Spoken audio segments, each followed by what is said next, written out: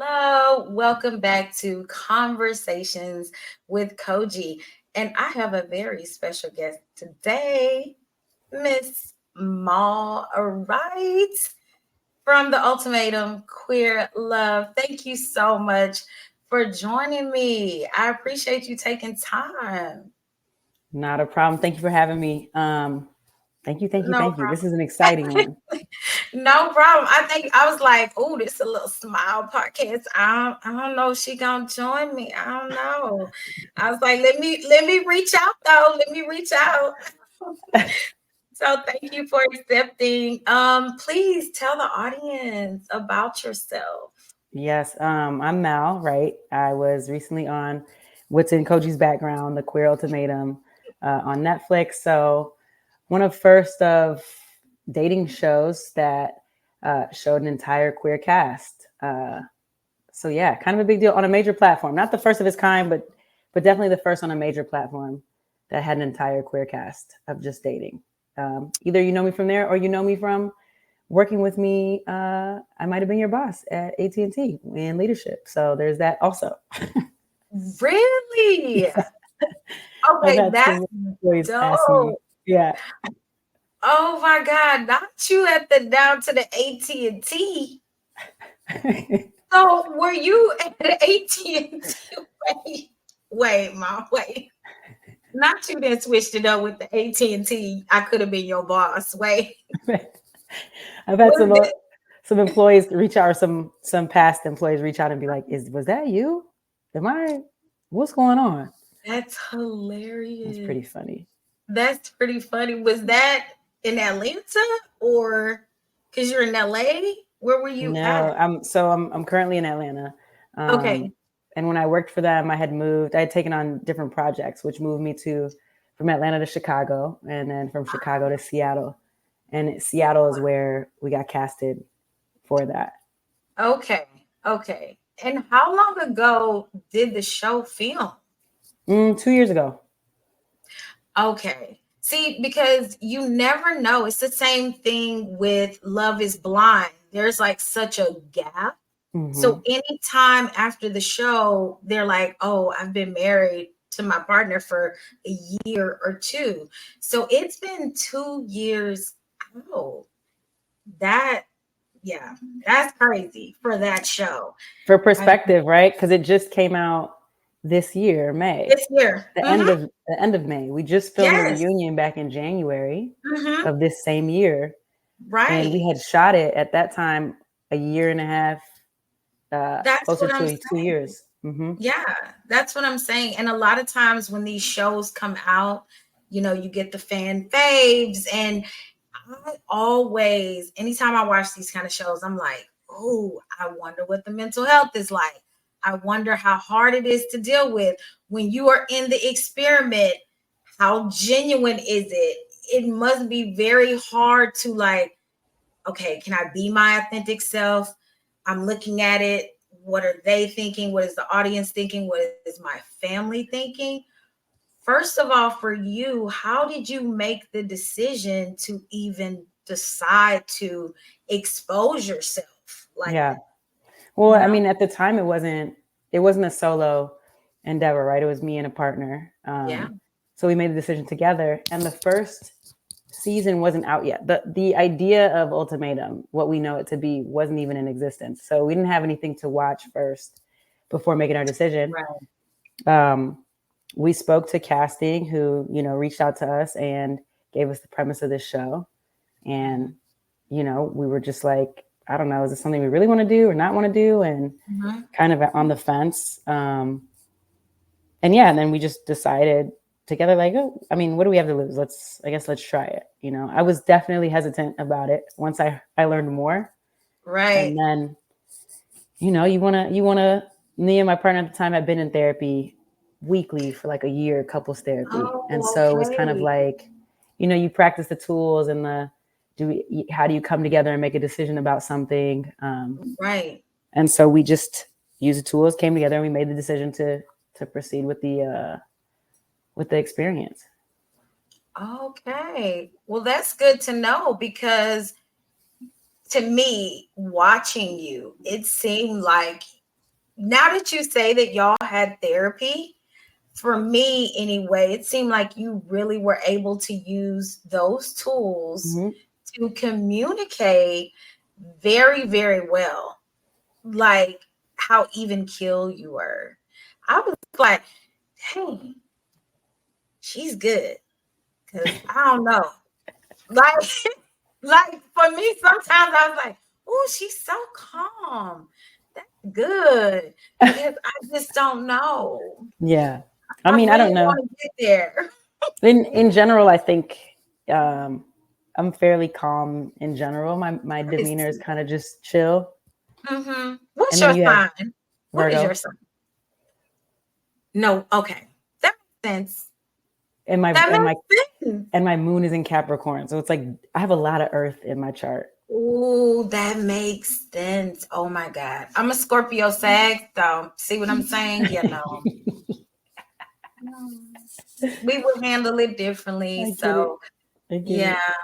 it. And you Mhm. put things into perspective. I mean, there's a lot that goes into. I think a lot of people were like, "How did you handle things so calmly?" I Yeah. aspire to be this calm, and it's like Right. it's a culmination of things. I don't know. It's lots of therapy, Yeah. using the tools, wanting to use the Mhm. tools because they Mhm. work, and also, I was telling somebody recently, like the year prior to going on that show, I had lost like three of my really good friends that died, right? And so when Really. you think about handling people like it's the last time you'll ever speak to them, you handle them different. You can, maybe some people handle them different, but to me, you handle things Yeah, different. that's true. Um, so you put all that in one, and plus I'm like worn out from this experience. There is no more anger. I don't have that in me. I'm just tired and like want to get to a resolve or the real answers. So when people Mm-hmm. ask like, how did you handle it like that? I'm like, take all Yeah. those things, put into one person. You would handle it that way That is too. very true. That is very true because I've been lately trying to live my life sort of like I woke up today. That's a blessing. Like, okay, I got 24 hours. 24 hours, Mhm. that's a lot of hours. Because people don't get that many hours. So let me try to make the best of it. Let me try to reach out to people. Let me try to work, love on some people, try to experience some people. So I understand that losing people and appreciating life a little more Yeah. and understanding that if you're angry for 5 hours, that's 5 hours you lost of happiness too. You won't get that, and you don't get it back. You don't get it back. Mm-mm. You don't get it back. That is very true. So how do you recover your spirit after being on a show like that, coming out of the experiment? Because I mean, I know I'm trying not to take you back there because I know that healing, has happened and it's been 2 years. But how do you just recover your spirit coming out of that? And then now you're entering a world of fans. How do you Cool. handle that? Because everybody was like, Mom, oh, like, and you're Yeah. like, girl, I'm trying to heal, trying to heal. Yeah. Well, yeah, I think that's a good question. I don't know if I'm honest, and I'm still doing it, right? I'm still recovering Mm, and still healing. And you really learn how much healing is not linear, right? So there's some days where I'm like, I'm good, I'm fine. And then there's yeah, some days where I'm like, I'm actually not. This yeah, thing happened and it triggered a whole new feeling that I know came from, partially whatever I did with my partner. Less the show and more so the person I was with, right? And so I don't know, every day you're trying to figure out how to recover your spirit, how to rebuild. It's different. Every day is different. every And day. I'm the best thing I can say for myself now is just being honest with how I feel and naming that and sitting with it, Right, and not rushing to the solution or rushing to the answer, but just like, okay, this thing happened and you still feel hurt about this thing. right, Why? Where does it hurt? Where do you feel it in your body? right. When's the last time, or can you name all the times you've felt this same thing? Right. And that's really what it's been, is naming where it's coming from or what it is, you know? Yeah, because I think sometimes that's the hard part though. It's hard to acknowledge a lot what the thing is, right? It's hard to name it, Mal. It really is. Acknowledging why we're hurting. Um, because it makes it real. Yeah. But it It is makes real. it is real. It is. You're right.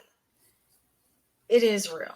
Yeah. I don't, for me, especially in this, I can't rush through or push past the feeling, because now there is this little piece of fame that's attached to Yeah. so much of it. So even if I'm like, I think I think I know myself in the past to be a person that will run from something. Like, Mm-hmm. when my ex and I broke up, a couple months later, I moved back to Atlanta. I was like, okay, I can go back to my core. I can deal with my friends and, heal and repair there, and not really sit in the muck of things. Mm-hmm. Um, and now the show has come out. And so it's like, no, you're going to deal with it, because everybody's going to ask you about it. So much of your fame is based around how you've dealt with this Right. thing. Mm-hmm. So there is no escaping it. There is no Mm-hmm. running away from that. Exactly. Mm-hmm. And I have a question. Did you find that a lot of people were more worried about the couple and less about you? Do you understand what I'm saying? You know how a lot of times when you get that fame, right? And it's like so many people are like, ooh, what happened? The couple of the breakup, and they forget about the soul. Mm-hmm. You know what I'm saying, right? Yeah. No, absolutely. That's, Did you find that a lot? Because I feel yeah. like I hate that. Yeah. I think it's hard. I have grace for it, but yes, to your point, that happens all the time still. Or they forget about, I don't think people mean to do it, but they forget about you as a human and just think about what they just watched you experience, and that's it. And sometimes refer to you as a character versus, like, this was unscripted. Yes, it's reality TV. It's completely unscripted. So this is what you got, was a piece of something very real. It was 30,000 hours of content broken down into 10 48-minute episodes.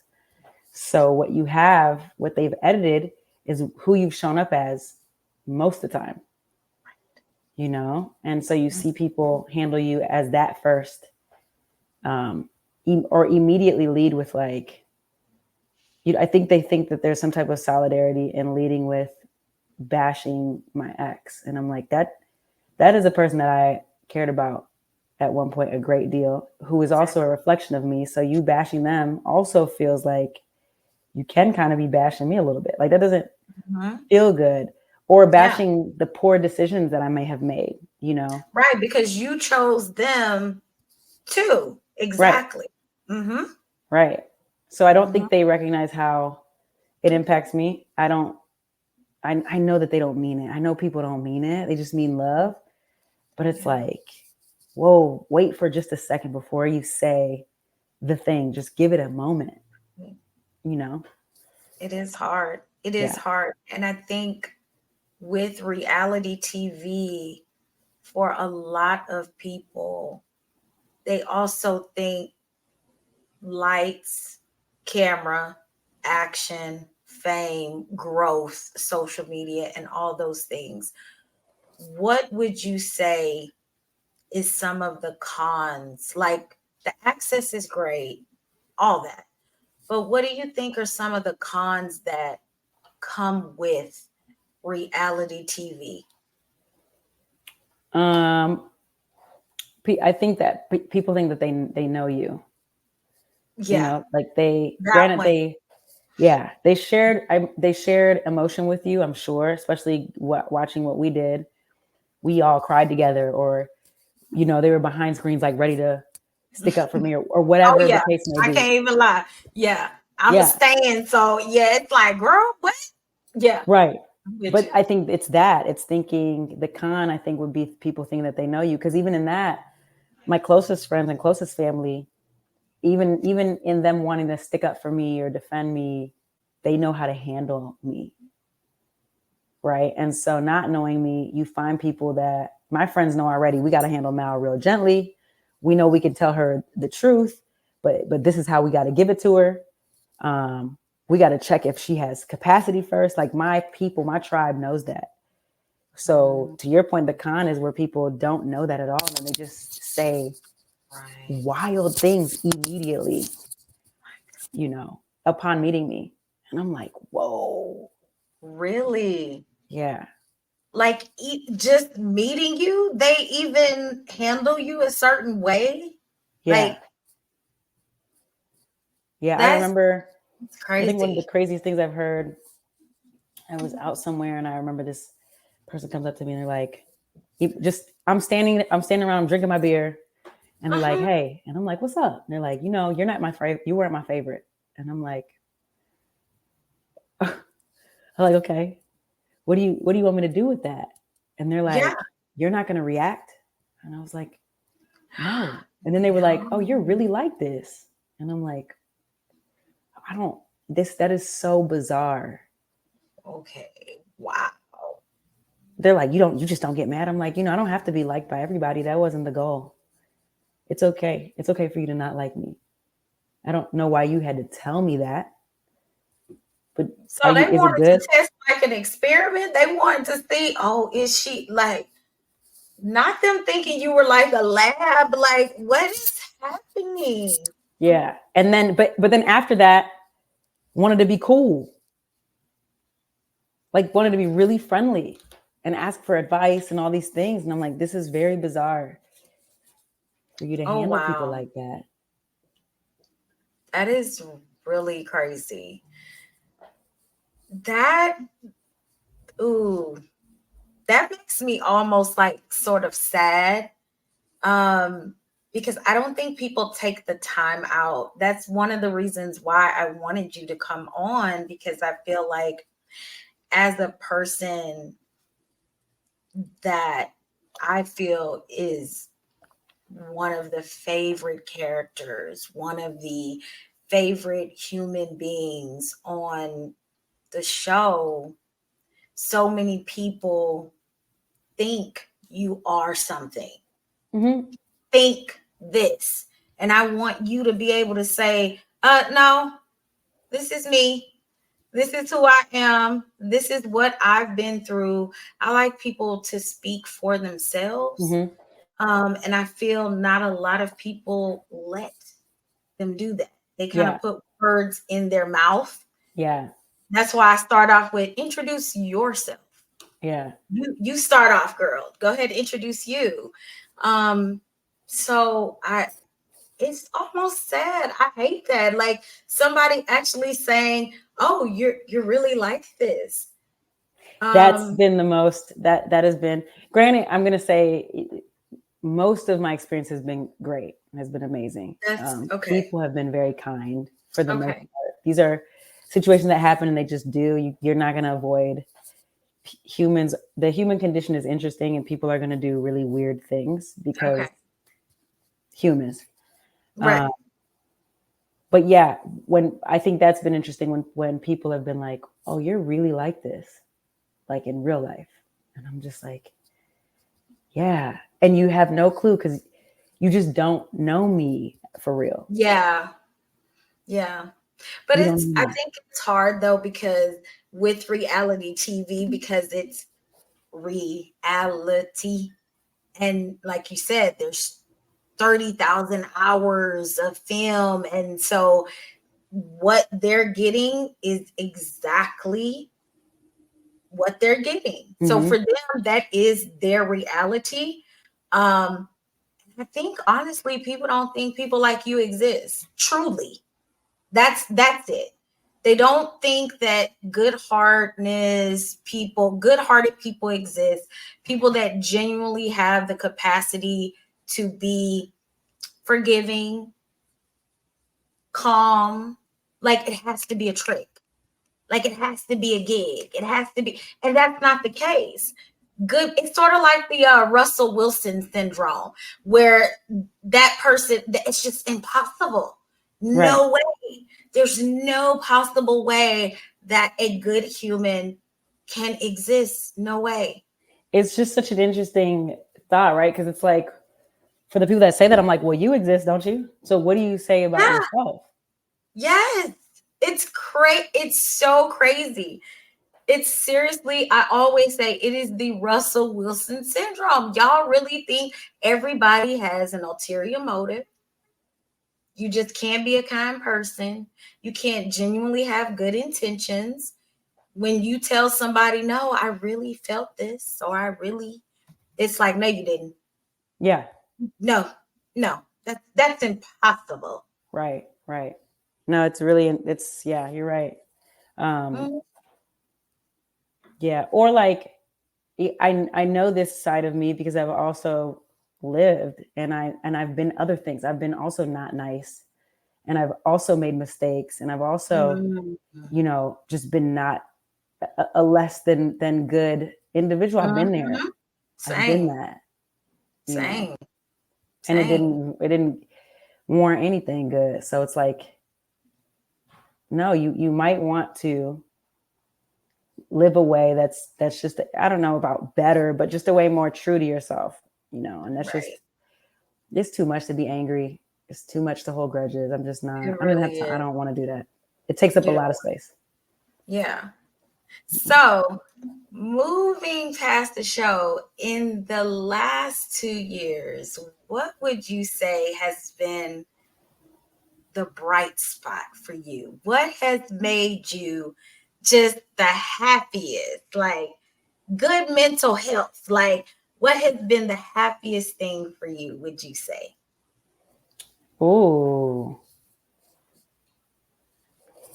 well, I was with my company for 9.5, almost 10 years. Mm-hmm. Left that company. Um, Great people, but it's been interesting. So much of my identity was wrapped around being in leadership and who I was to my job, and um, now I'm not doing that, and so I have no choice but to live as my truest self and just try whatever I say yes to myself, really, every day in new things, which has been super difficult to do because I'm used to structure. And um, I just knew. You couldn't tell me that I wasn't going, my trajectory wasn't going to be like VP, you know, C-level Yeah. executive of this corporation. You couldn't tell me that that wasn't going to be it. My dad did it. It was absolutely going to be me. And now I'm not doing that. And now I'm just saying yes to everything that piques my interest and curiosity, and really finding out, like, okay, so who is Mal outside of being this leader in corporate America, or aside of being this like token leader in corporate America? Who are you? Um, and being afforded, thank God, but being afforded the luxury to be able to do so and not have to worry about, you know, other things, because capitalism keeps us trapped for various reasons. We have bills, we have things to pay, we got But things to do. And so really, I'm just really, really lucky, really, really blessed that those things I'm not worried about. And I'm allotted the freedom to be able to figure it out. Like, what is it that you want to do? Do this next, try it, see if it works. You don't like it, don't do it. You want to be an influencer, do it, try it. You don't like it, do something else. And now I'm working in casting. I'm a casting producer for the next I season. know. Thank Congratulations. you. Thank you. That's awesome. But I just don't, I didn't think that these things would come this way. Never would have thought this. So while Mm-hmm. it's hard, it is also probably one of the brighter spots to have the freedom to be able to just try things. I love that. And that's what life is about. And I resonate so much with you about being sort of just in the rut and doing the corporate and doing the hours. And I mean, that's kind of what I know. Yep. I am, it's almost like you're a robot in a system. And every 6 months, you do the merit, get the promotion. It's the same. I mean, and you're just like, God, you feel like I know that I'm something more, Yeah. I know that there's something greater for me, but capitalism and bills and survival, and I don't want to risk it, you know. But then people are like, you, you can do it. You have You to. can, because that will also, and I'm just like, I know that certain things will, like this sort of stuff, this makes me happy. Like this, talking to people about things that I'm passionate about, mental health, Black, queer, LGBTQ, just everything like that, that makes me happy. Mm-hmm. Happy. I can do it all day. Yeah. And interestingly, now is like, to your point, I was talking about my identity outside of work, and now it's like I can be all those things. Like that's really the access. The access that I have is in me being Black, queer, mass Mm-hmm. presenting, Mm-hmm. in media, and the spaces that I'm in are with these people who, even if they don't occupy these identities, they are holding space for me to be here. Exactly. Mm-hmm. Yeah, exactly. So now I'm just looking at it like, you know what? This is my passion. And I think that's what it is too. As long as you're passionate about something, that's the fulfillment for Yeah. me at this point. Yeah. I feel like everything in life will fall into place as long as you have the passion and just resilience, perseverance, and just keep going. Yeah. I feel like things will fall where they're supposed to Mm-hmm. in life in general, you know? It's So, true. Yeah. yeah. So now it's Yeah. like I have this platform that I just didn't know this would Mhm. happen. So now I have Yeah. it, and then I resort back to like the things that made me really, I don't know, passionate in the job that I had before, which was always, I worked in HR. So that was part of, I was in Yeah. project management and HR. So part of, for me, was like, how do I expose resources to people, right? And so now I'm in Right. this position, and I'm like, okay, everything I do is like, how do I make sure I can bridge gaps? How do I do that? How do Yeah. I make sure I can be, if not a voice, at least be a platform for other voices? How do I do that? Or bring other people, you know? Yeah. And that's what it is. Yeah, I'm thinking about every podcast I do, every interview I've done. I'm always highlighting other people, or like making Um, sure I'm advocating for our stories being told. My story is not a monolith. It's not. yeah. There's so many other stories that should be Uh-huh. told, you know. And that's one thing that inspired me, what Angelica Ross said when she was at Queer Summit. I think it was Black Queer Summit. It was something, but it was where she talked about that the importance of, we have to start telling our stories, like Black queer media, Black trans, like we have to be the one to tell our stories. Mm-hmm. And that is so inspiring for me. And I think it's important. I know that I'm small. It's just a small little podcast, but guess what? I need to be the one to do it. Somebody else. If you're Black, if you're queer, if you're trans, bring on trans people. Let them talk about their experiences. Bring on Black queer. Like, we have to do that. Like, Mm-hmm. social media is too big now. Instagram, Twitter, it's too big now. Yeah. Like, No, I everybody agree. get on like BFF chains and just start plugging our butts on in everybody's face. Okay, they gonna be like, okay, why is there so many Black queer people on the hashtag? Okay, we need to be on everybody. We need to be on everybody's platform telling our It's stories, true. It's true. It's right? true. Yeah. No, in the language, I mean, like, the queer language is just so expansive, and it just answers so many questions to things that we wouldn't have normally. So we absolutely need to be having these people tell these stories. I mean, don't even get me started. I feel very, very deeply, very passionate about telling these stories, centering the most vulnerable. I'm telling you. And lifting the voices of the most vulnerable in any setting that you're in, right? Because Yes. let them tell their stories. It's gonna impact us positively every single time. Every single time. It's a saying, never let a person hold the pen to your story. Like, you have to hold the pen. Don't let somebody else hold it, because they're gonna write a whole nother narrative. Yeah, and For- chances are their for- lens is different. You know, their lens is different. That's it. Their lens is totally different. I remember Yep. saying it's really interesting being in casting now, because I didn't know that would happen. But I recall having an interview with Ebony magazine, and I was saying in one of the questions, it was like, this change starts at, like, representation starts at the point of conception. It starts at casting.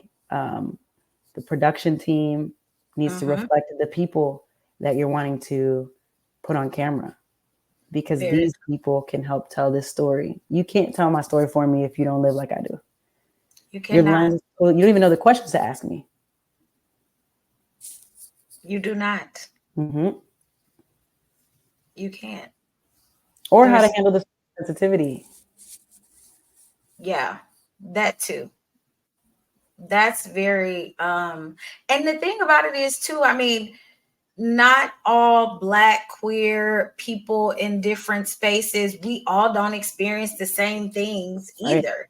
Right. That's a thing too. Like, we all weren't raised the same. We all, however, we still have a genuine, there's a connection. There's a still a familiarity, no matter where you were raised. There's still a thread there. Yeah, I mean, because I plight like you do, you know, and nobody can understand that the way that we can. No one can understand that. Yeah. No one. It's very different. I agree with that. So I always ask this: 5 years from now, some people struggle with this one. 5 years from now, where do you see yourself? Oh,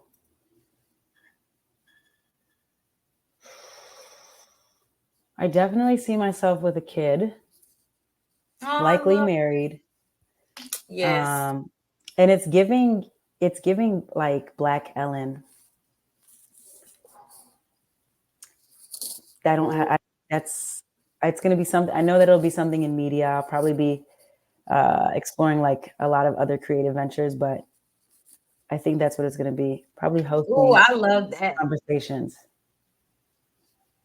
I like that. It's like, I remember I had a conversation with Calais Stewart, and like, she's reproductive health and fertility. And we were talking, and she's like, do you want to be married? Do you want to have a kid? And I'm like, yes. But she was like, girl, stop being negative. Speak it. Like, speak it. I think so many times, like, we don't speak things into existence. Right. Like, positively, right? It's real. She was like, you gotta speak it.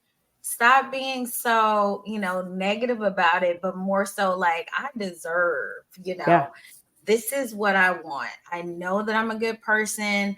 I want love. I want marriage, and I know that I'm fixing to be 46, but shit, I want a kid.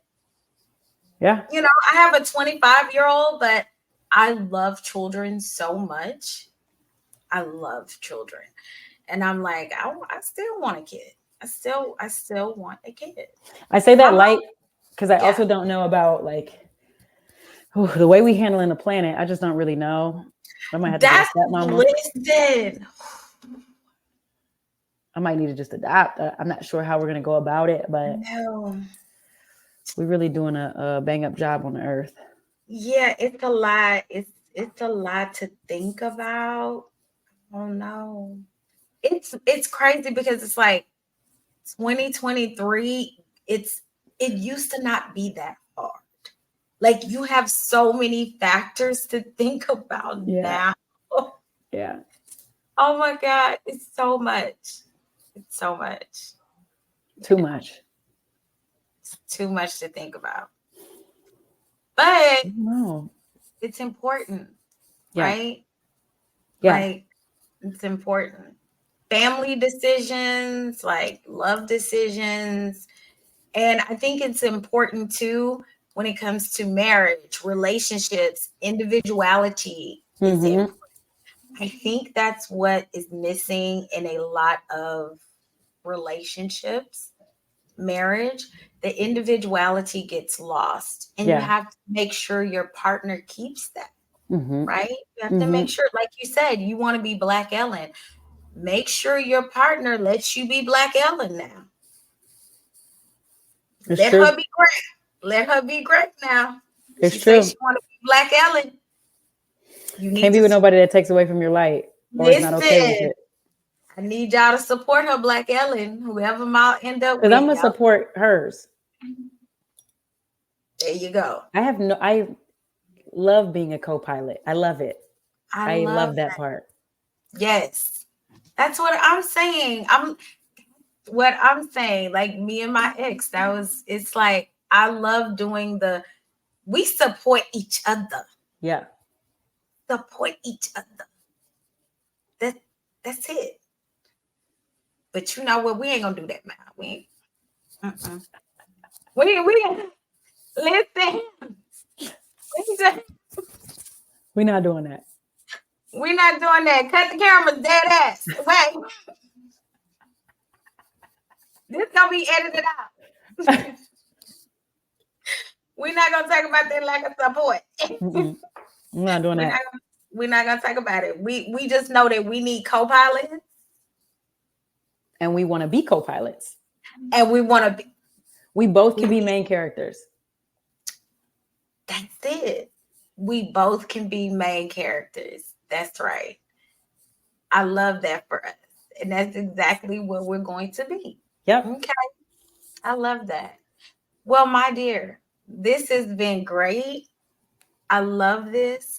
Thank you so much for giving me your time today. I appreciate you. Please let the audience know where they can find you. Give your socials and let us know what you got going on next. Absolutely. All things are at igobymal. That's on Threads. That's on Spill. That's on Instagram. It's at igobymal. Even my email, same thing. I am in casting, so I intend to do that for a little while. I'm a casting producer. We might start a little bit of acting. We're going to see what happens with that. There have been some talks playing around in that space, some talks of playing around in fashion space. Nice. Some talks of a jewelry line that I'm working on with Lexi's dad. And so lots of things popping up. That. Okay. I love that for you. I can see you doing the jewelry, the fashion. That's totally your vibe. Thank you. I love that for you. Thank you. And thanks for having me. Of course. You better come on again. I will. For you, I will. Okay. I love that. Thank you, my dear. Have a good day. No problem. All right. Bye.